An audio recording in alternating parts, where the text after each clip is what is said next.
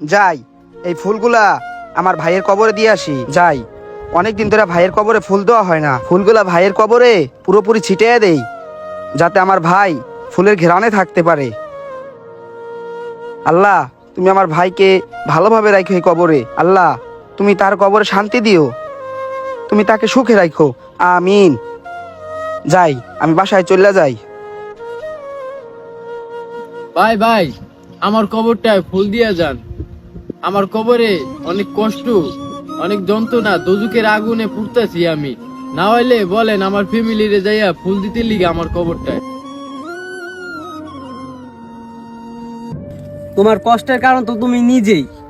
ভাই, তোমার কবর তো জান্নাতে ভরা, আমার কবর তো আগুনে ভরা। হ্যাঁ, আমার ভাই আমার জন্য প্রতিদিন আসে, প্রতিদিন মুনাজাত পড়ে।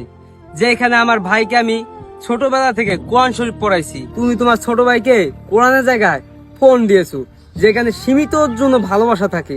যখন তুমি তোমার ছোট ভাইকে চাহিদা পূরণ করতা, তার জন্য সীমিত ওর জন্য তোমাকে ভালোবাসতো। তোমার ভাই না, তোমার পরিবার তোমাকে সীমিত ওর জন্য ভালোবাসতো। এখন তুমি টাকা পয়সার একটা কবর চলে আইছো, এ কারণে তোমাকে ভুলে গেছে। তোমার কারণ তুমি।